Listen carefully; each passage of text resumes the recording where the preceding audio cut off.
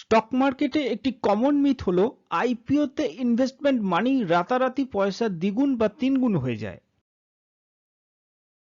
এই ভিডিওতে আমরা জানবো আইপিও কি, এটি কত রকমের হতে পারে, স্টক মার্কেটে লিস্টিং এর জন্য আইপিও একটি কোম্পানির কাছে কেন খুবই গুরুত্বপূর্ণ, আইপিওর প্রসেসটি সংক্ষেপে আলোচনা করব। এছাড়াও ওই মিথটিকে যাচাই করে দেখব সত্যিই কি ইনভেস্টেড অ্যামাউন্ট দ্রুত দ্বিগুণ বা তিনগুণ হতে পারে। সম্পূর্ণ ভিডিওটি দেখুন, ভালো লাগলে চ্যানেলটি সাবস্ক্রাইব করতে ভুলবেন না।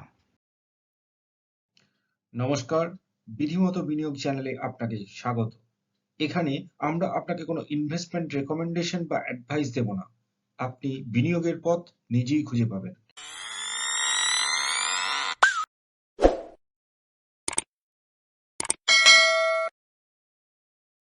মূল আলোচনায় যাওয়ার আগে সংক্ষেপে জেনে নেওয়া দরকার একটি কোম্পানির স্টক মার্কেটে লিস্টিংয়ের আগে প্রাথমিক স্টেজগুলি কি কি। একেবারে ইনিশিয়াল স্টেজে একজন বা কয়েকজন মিলে একটি প্রপাইটরশিপ বা পার্টনারশিপ ফার্ম শুরু করেন। বিজনেস ঠিকভাবে চললে ফার্মটি একটি প্রাইভেট লিমিটেড কোম্পানিতে পরিণত হয়। এই সময় ফ্যামিলি মেম্বার এবং আরও কয়েকজন ইনভেস্টর কোম্পানিটিতে শেয়ার হোল্ডার হিসেবে যুক্ত হতে পারেন। এনারা হলেন প্রমোটার। কোম্পানিটি যদি আরও গ্রো করতে থাকে তখন এক বা একাধিক অ্যাঞ্জেল ইনভেস্টর এসে যুক্ত হন। এই অ্যাঞ্জেল ইনভেস্টরদের হাত ধরে বেশ বড় একটি ইনভেস্টমেন্ট কোম্পানিটিতে আসে।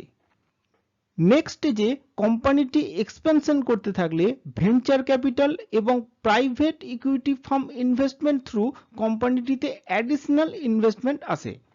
এরপরে কোম্পানিটি যদি আরও ক্যাপিটালের প্রয়োজন হয় বা ওই প্রফিটেবল কোম্পানি থেকে কিছু প্রমোটার এক্সিট করতে চান, তাহলে তখন কোম্পানিটি ফাইনাল স্টেজে পৌঁছয়, অর্থাৎ স্টক মার্কেটে লিস্টিং। একটি প্রাইভেট কোম্পানি যখন ফার্স্ট টাইম জনসাধারণের কাছে সিকিউরিটিজ বা শেয়ার বিক্রির মাধ্যমে ফান্ড সংগ্রহের সিদ্ধান্ত নেয়, তখন সেই কোম্পানিটির স্টক মার্কেটে লিস্টিং করার প্রসেস এবং ওই নতুন স্টক ইস্যুতে জনসাধারণের কাছে শেয়ার অফার করার প্রক্রিয়াটি হলো ইনিশিয়াল পাবলিক অফারিং বা আইপিও। স্টক এক্সচেঞ্জে লিস্টেড হওয়ার পর কোম্পানিটি একটি পাবলিক ট্রেডেড কোম্পানিতে পরিণত হয় এবং ফার্মের শেয়ার ওপেন মার্কেটে ফ্রিলি ট্রেড করা যায়। একটি প্রাইভেট কোম্পানি থেকে পাবলিক কোম্পানিতে ট্রানজিশন হওয়া এই কোম্পানিটির এক্সিস্টিং প্রাইভেট ইনভেস্টরদের কাছে খুবই গুরুত্বপূর্ণ, কারণ ফান্ড রেইজ হওয়ার পর শেয়ার প্রিমিয়াম তাদের ইনভেস্টমেন্টের সাথে যুক্ত হয়। আইপিও সাধারণত দুই রকমের হতে পারে। ফিক্সড প্রাইস অফারিং, এক্ষেত্রে কোম্পানি তাদের ইনিশিয়াল শেয়ার সেলিং এর জন্য নির্দিষ্ট ইস্যু প্রাইস নির্ধারণ করে দেয়। অন্যটি হলো বুক বিল্ডিং অফারিং, এক্ষেত্রে কোম্পানিটি স্টকের ওপর একটি 20% প্রাইস ব্যান্ড অফার করে। ফাইনাল প্রাইস চূড়ান্ত হওয়ার আগে ইন্টারেস্টেড ইনভেস্টররা শেয়ার বিড করার সুযোগ পান। প্রাইস ব্যান্ডের লোয়েস্ট শেয়ার প্রাইসকে বলা হয় ফ্লোর প্রাইস এবং হাইয়েস্ট শেয়ার প্রাইসকে বলা হয় ক্যাপ প্রাইস। ফাইনাল প্রাইস কি হবে সেটি বিডিং কমপ্লিট হওয়ার পর ডিসিশন নেওয়া হয়। সম্পূর্ণ প্রসেসটি দুটি ফেজে সম্পন্ন হয়। প্রি মার্কেটিং ফেজ, প্রথমে আন্ডার রাইটার ফিক্স করা হয়। এই আন্ডার রাইটার হলো এমন একটি সংস্থা যারা পুরো আইপিও প্রসেসটিকে ইস্যুয়ার কোম্পানিটির হয়ে পরিচালনা করবে। এটি কোনো banker, financial institution, merchant banker বা কোনো ব্রোকার হতে পারে। They assist the company to underwrite its stock. Underwriter advertisement through বা ডাইরেক্টলি সিলেকশন করা হতে পারে। একটি অথবা আইপিও প্রসেসের বিভিন্ন পার্ট ম্যানেজমেন্ট করার জন্য অনেকগুলি আন্ডাররাইটার নেওয়া হতে পারে। এরপর একটি টিম ফরমেশন করা হয়। টিমে থাকে underwriter, lawyer, certified public accountant এবং সিকিউরিটি অ্যান্ড এক্সচেঞ্জ কমিশনের এক্সপার্টরা। সেকেন্ড ফেজটি হলো আইপিও ফেজ। আইপিও টিম সেবির কাছে draft red herring prospectus submit করে। এর মধ্যে কোম্পানিটির সমস্ত জেনারেল এবং ফিনান্সিয়াল স্টেটমেন্ট উল্লেখ থাকে। সেবির অ্যাপ্রুভালের পর ফাইনাল অ্যাডভার্টাইজমেন্ট করা হয়। নেক্সট অ্যাপ্লিকেশন প্রসেস এবং ফাইনালি শেয়ার অ্যালটমেন্ট। এবার দেখে নেওয়া যাক আইপিও গুলি কোম্পানি, পাবলিক এবং অন্যান্য পয়েন্ট অফ ভিউ থেকে কেন খুবই ইম্পর্ট্যান্ট।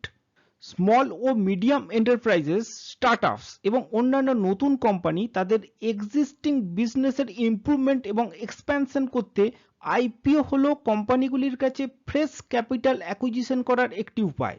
এছাড়াও ওই fund capital expenditure, new research, ঋণ পরিশোধ করতে এবং আদার অপরচুনিটিস এক্সপ্লোর করতেও ব্যবহার করা হতে পারে। একটি আইপিও কোম্পানির বিষয়ে স্বচ্ছতা আনে, কারণ এটিকে স্টক এক্সচেঞ্জে time to time financial information এবং অন্যান্য মার্কেট রিলেটেড ডেভেলপমেন্ট জানাতে হয়। লিস্টেড হওয়ার পর কোম্পানিটি যে সমস্ত বিভিন্ন ইকুইটি এবং বন্ড ইনস্ট্রুমেন্টে ইনভেস্ট করেছে সেগুলিও নজরদারি এবং স্ক্রুটিনির আওতায় আসে। এতে কোম্পানিটির ক্রেডিবিলিটি বৃদ্ধি পায়। কমন পাবলিক নিউলি লিস্টেড কোম্পানিটিতে শেয়ার অফারিংয়ে ডাইরেক্টলি ইনভেস্ট করার সুযোগ পায়। প্রাইভেট শেয়ার হোল্ডাররা পাবলিক মার্কেটে তাদের শেয়ার ধরে রাখতে পারে বা লাভের জন্য তাদের শেয়ারের একটি অংশ বা তাদের সমস্ত শেয়ারও বিক্রি করে দিতে পারে। ডোমেস্টিক ইনস্টিটিউশনাল ইনভেস্টর এবং ফরেন ইনস্টিটিউশনাল ইনভেস্টরগুলি স্টক এক্সচেঞ্জের থ্রু ওই কোম্পানিটিতে ইনভেস্ট করার সুযোগ পায়। মিউচুয়াল ফান্ড বা ফান্ড হাউসগুলি ইনভেস্টমেন্ট করতে আগ্রহী হতে পারে। আসুন এবার জেনে নিই অ্যাজ এ রিটেল ইনভেস্টর আপনি কিভাবে আইপিওতে ইনভেস্ট করবেন। ফার্স্ট এবং সবথেকে ইম্পর্টেন্ট স্টেপ হলো ডিসিশন। আইপিও দেখলেন আর ঝাঁপিয়ে পড়লেন, এটা একবারই করা যাবে না। সব দিক বিচার বিবেচনা করে দেখুন। যদিও এটা ঠিক যে ওই 500 পেজের রেড হেডিং প্রসপেক্টাস পড়ে উদ্ধার করা সহজ নয়, তাই মার্কেট অ্যানালিস্ট এবং আপনার ফিনান্সিয়াল অ্যাডভাইজারের সাথে পরামর্শ করুন। আপনার ডিসিশন পজিটিভ হলে বাকি স্টেপগুলি অবলীলায় পেরিয়ে যাবেন। একটি ডিম্যাট কাম ট্রেডিং অ্যাকাউন্ট খুলে নিন। এই কাজটি আপনি বাড়িতে বসেই অনলাইনে সম্পন্ন করতে পারবেন। ব্যাংক বা ডিসকাউন্ট ব্রোকার যেটির অ্যানুয়াল মেনটেন্যান্স চার্জ কম সেটিতে অ্যাকাউন্ট খুলুন। আইপিও লট সাইজ অনুসারে ফান্ড ব্যাংক অ্যাকাউন্টে রাখুন। আইপিও অ্যাপ্লিকেশন প্রসেস শুরু হলে অনলাইন ব্যাংকিং থ্রু অ্যাসপা অপশনে অথবা আপনার ব্রোকারের পোর্টালে অ্যাপ্লাই করুন। বিডিং টাইপ আইপিও হলে সুটেবল বিড রাখুন। নির্দিষ্ট অ্যালটমেন্ট ডেটে চেক করুন আপনার কপাল খুলেছে কিনা। যদি অ্যালটমেন্ট কনফার্ম হয় তবে লিস্টিং ডেটের আগেই আপনার ডিম্যাট অ্যাকাউন্টে স্টক ক্রেডিট হয়ে যাবে। লিস্টিং ডেতে যদি বেশি লিস্টিং গেন হয় আপনি সেল করে দিতে পারেন, আবার লং টার্ম বেসিসে হোল্ডও করতে পারেন। আইপিওতে অ্যাপ্লিকেশনের আগে কিছু কথা অবশ্যই মাথায় রাখুন। আইপিওতে টোটাল নাম্বার অফ শেয়ার যেটি রাখা হবে তার মধ্যে qualified institutional buyer, non institutional buyer, retail individual investor এবং এমপ্লয়ীদের জন্য সেপারেট ক্যাটাগরি রাখা হয়। যে পরিমাণ শেয়ার অ্যালট করা হবে তার থেকে বেশি অ্যাপ্লিকেশন হতেই পারে। এই রকম কন্ডিশনকে বলা হয় ওভার সাবস্ক্রিপশন। ওভার সাবস্ক্রিপশন হলে লটারির মাধ্যমে অ্যালটমেন্ট হবে। ওভার সাবস্ক্রিপশন হলে আপনার অ্যালটমেন্ট নাও হতে পারে, সেক্ষেত্রে অ্যাপ্লিকেশন অ্যামাউন্ট রিফান্ড হয়ে যাবে। আইপিও অ্যাপ্লিকেশনের সময় নির্দিষ্ট সংখ্যক শেয়ার নিয়ে একটি লট ফিক্স করা হয়। আপনাকে সেই পুরো লট অথবা তার মাল্টিপলে অ্যাপ্লাই করতে হবে।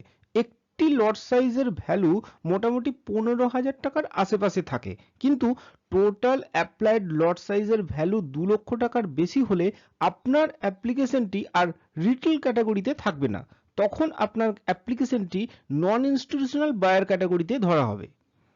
ডিসকাউন্ট ব্রোকারের পোর্টালে আপনার লগইন দিয়ে আইপিওর জন্য অ্যাপ্লাই করতে পারবেন এবং ইউপিআই থ্রু পেমেন্টও করতে পারবেন। অ্যাপ্লিকেশন উইন্ডো 3 থেকে 4 দিনের জন্য খোলা হয়। সাধারণত অ্যাপ্লিকেশন কমপ্লিট হওয়ার 4 থেকে 5 দিনের মধ্যে শেয়ারটি স্টক মার্কেটে লিস্টিং হয়ে যায়। কিছু কোম্পানি যেমন Route Mobile, Happiest Mind, MTAR technologies, IRCTC লিস্টিংয়ের কয়েক মাসের মধ্যে ইনভেস্টমেন্ট অ্যামাউন্টকে দ্বিগুণ বা 3 গুণ করেছে, কিন্তু এই রকম কোম্পানির সংখ্যা সীমিত।